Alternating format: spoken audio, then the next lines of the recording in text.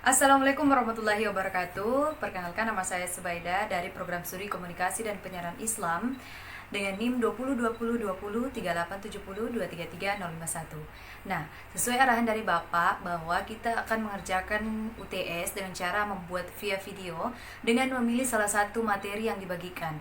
Nah, pada kesempatan kali ini saya akan memilih materi dan menjelaskan materi, yaitu materi ketiga mengenai penyebab dan motivasi korupsi. Nah, sebelum kita membahas lebih jauh mengenai penyebab dan motivasi korupsi, alangkah lebih baiknya kita harus paham dulu apa sih itu korupsi. Nah, korupsi adalah sebuah pengkhianatan, kecurangan yang dilakukan untuk mencapai keuntungan, tetapi dalam hal ini merugikan negara dan juga masyarakat. Nah, seperti itu. Kemudian, apa penyebab dan motivasi korupsi? Nah, pertama-tama saya ingin jelaskan yaitu dua hal atau secara bentuk teoritis atau umumnya penyebab motivasi korupsi. Yang pertama yaitu secara internal, kemudian kedua eksternal. Nah, lalu bagaimana yang dimaksud dengan faktor internal dan juga faktor eksternal? Nah, yang pertama yaitu faktor internal. Faktor internal itu maksudnya adalah berasal dari dalam diri seseorang. Maksudnya misalkan seseorang tersebut memang memiliki sifat yang tamak, sifat yang serakah, selalu merasa kurang, tidak puas dengan apa yang ada, dan tentunya juga dia memiliki keimanan atau imannya itu kurang sehingga akan dengan mudah tergoda. Jadi seperti itu. Kemudian faktor eksternal. Nah, ada beberapa poin-poin dari faktor eksternal itu sendiri, atau ada beberapa macam dari faktor eksternal itu sendiri. Yang pertama adalah faktor politik, kemudian faktor hukum, faktor organisasi, dan juga faktor ekonomi.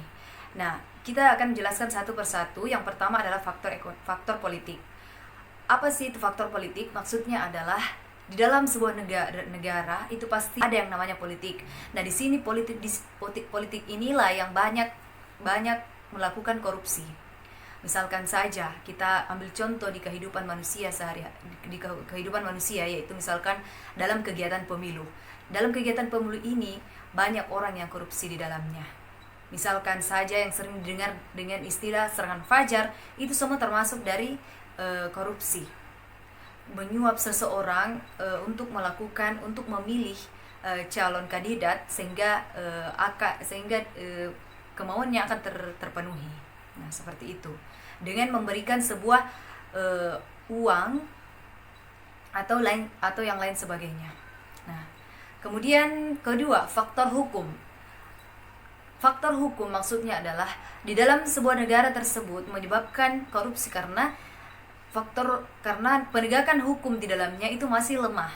Kemudian ada beberapa contoh dari penegakan hukum yang baik. Yang pertama adalah meningkatkan penyelenggara negara dalam pemerintahan. Kedua adalah memantapkan integritas birokrasi, reformasi birokrasi. Kemudian yang ketiga adalah meningkatkan budaya anti korupsi di dalam masyarakat. Kemudian selanjutnya adalah penegakan hukumnya, penegakan hukum yang tegas, konsisten dan terpadu.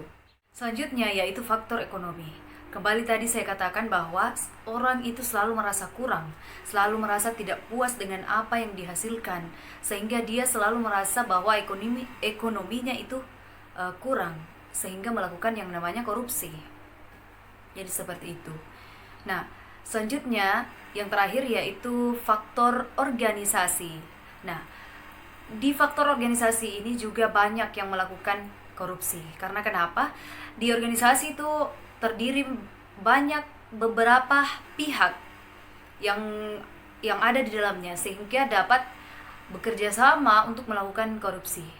Sedikit tambahan dari saya, jika kita memandang dari segi mahasiswa untuk mencegah calon-calon koruptor, maka setidaknya kita sebagai mahasiswa itu pertama-tama yang harus kita lakukan adalah mempelajari korupsi itu seperti apa, dari sisi negatifnya korupsi itu seperti apa. Kita harus mendalami agar terhindar dari yang namanya korupsi. Kita tahu bahwa korupsi itu adalah sifat yang tidak ada sama sekali positifnya.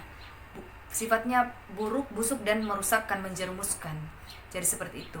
Nah, kemudian yang terpenting juga adalah meningkatkan keimanan terhadap Allah Subhanahu wa taala, kepada Allah Subhanahu wa taala. Karena dengan itu kita akan terlindung dari dan akan cepat tersadar jika melakukan sebuah kesalahan. Dalam hal ini adalah korupsi itu sendiri. Nah, baik Pak, sekian dari saya. Mudah-mudahan dapat diterima dengan baik. Sekian, wassalamualaikum warahmatullahi wabarakatuh.